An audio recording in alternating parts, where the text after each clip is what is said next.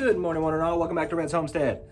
If you're first time here, this is our first time homesteading. We're about 7 months in now, doing everything for the first time. So thanks for coming. So we all have a collection probably of books that we have learned from. The first one that I ever got, The Beginner's Guide for Raising Chickens. It's not very informational. A lot of it's kind of obvious stuff, but it was a fun read.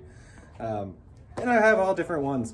I have the John Siskovich, Tractor Designs, Polyface Micros, Raising Pigs, the Market Gardener, and Elliot Coleman, the New Organic Grower.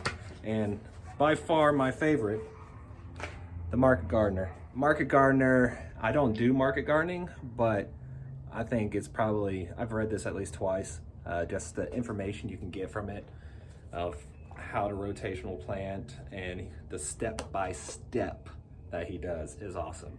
So I usually ask for something in the comments. What's your favorite book? What book do I not have that I should have? So yeah, drop that in there. But sometimes you can't learn everything from a book. Sometimes you just learn it by experience. And for example, this, we never read this in a book. Y'all, there's a poor little chicken in the feeder. I think I might have to put a top on that. All right, let's get her out. Yeah. So I'm using the Polyface feeding style for the chickens, and to know measurements, things like that. And right now, it's when he mentions in there, switch to feed trays, the range trays. And I was like, okay, that's just a way of feeding it. But maybe, just maybe, it's for two reasons. Feed in the ranges because there's more holes and equal distribution of the food, and they all have access to it at one time. So you don't just have 12 devouring and then the rest get leftovers. And B, maybe it's because a chick can crawl inside the other ones and die, even though ours didn't, because we check on them, regularly. So there's your tip for the day, why trays are better than the hanging feeders that you could have, at least by putting it on the ground. We also had special delivery. Our soil. I could just jump in there and hug it, but I don't want to get dirty. So that's going to be probably the project. Shannon's already started on distributing the soil. So you can see over here, she's already put it all throughout this bed. It's ready for the blackberries that we just got in the mail. So excited. I'm just letting them acclimate right now to the weather. And then what I'll probably do on the next video is I'll open them up, I check for the roots, see if they're ready to be transplanted, and put those in the beds. Very excited. And then she also filled up my bed, my failure bed. We're gonna make it a success. So then I'll be able to get rid of space this broccoli out a little bit better and get my peas out and do some other stuff. Get some gardening finally done. I'm gonna try to get a little bit of this bed done today, so we can start getting this dirt in here, because I gotta get it out of the driveway. It's in the very middle of our driveway. Not where I was thinking it was gonna plant it, but I forgot about power lines. The truck has to go up like that. And I have a cable line that goes to my house that blocked it, so he had to drop it in a very inconvenient spot. So let me get this half done.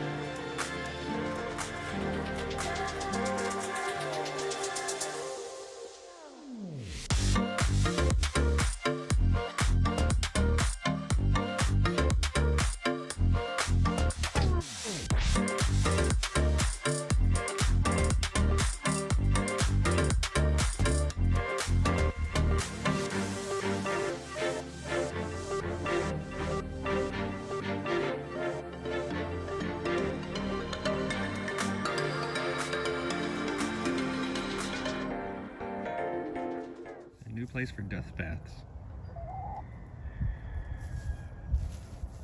I guess that works.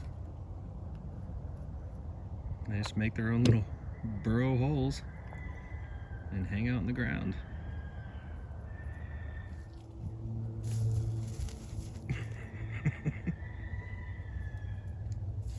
Are you burying her? So there we have it. Worked out not too bad. So I put an end down there. I haven't done an end up here because I still want to be able to wheelbarrow the dirt in there, and then once I get, you know, most of the way done, then I'll go ahead and screw the end. I already have it cut. And the only thing I'm going to do one this year. Main reason is I don't know if it's going to work as well as I hope it will. So I want to test it out for this summer. And if it does end up working pretty well, and I figure it out by, I don't know, June, midsummer-ish, if it's working just like I want it to, then I can go ahead and add some for maybe the fall. And even if I don't, this is what I have right now that I just built this. I mean, this is a 36-foot long bed by 30 inches, plus the pallet ones and all those raised beds over there, and then the ones I have kind of scattered. That's more than I ever had. So I don't want to go too big and have too much to maintain and not like it unless I figure out that I want to grow out of this first. Once I grow out of this, then I add another one. Even what I could do is if it's too hot and I don't want to build a whole nother one of these in the summer, maybe I'll just do a regular old row and not a raised bed. Only thing I'm hesitant about that is what kind of flooding I'll have right here if I do that. It's pretty level with a slight slope, so it would also tell me my first rainfall, where does the water go on the first rainfall after filling this raised bed. So why did I do 30-inch beds and not 24-inch like some of my old ones, or 36-inch like some of the, the big plots you can do?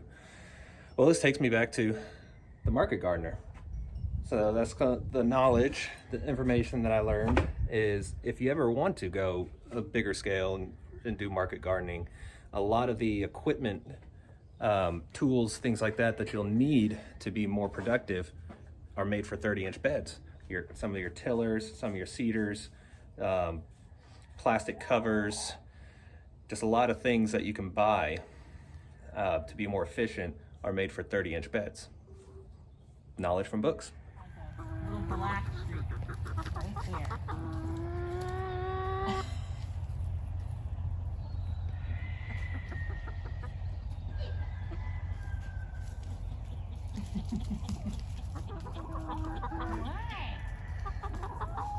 Your friend in there, Colin. All right, ladies and gentlemen. Not in the nesting box. It's a big day for Red's homestead. Let me in. Oh. She locked me in. I gotta get in there. I'm not even putting on boots. It's not rubbery. Oh. We have our first egg. Whoop. Let's see what it looks like. Oh, looky there. We have our Nice first clean. egg. Nice, clean. Was it It's you? a tiny one.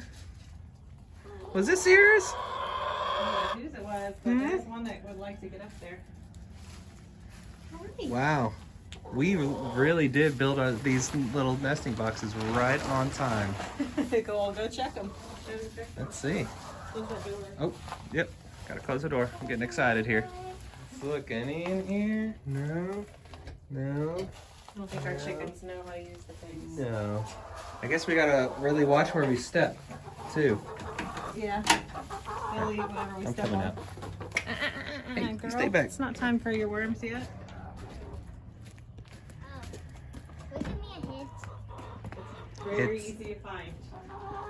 And it's not on the ground. And it's not in the nesting boxes. And it's not in the nesting boxes. You scared? Oh, and heel.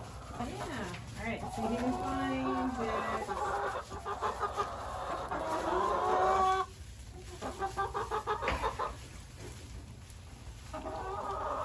You're a total boy. You're hot.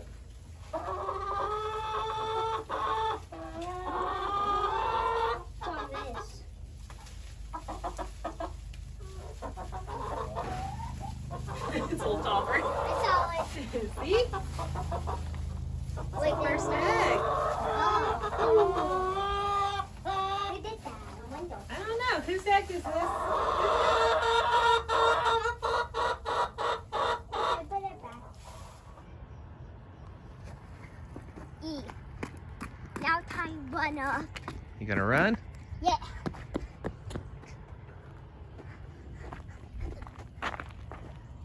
And the final one is this. Let's go. This. Now I get one shot to do that. And there's one more I can do, okay? All right. Back here. On this side?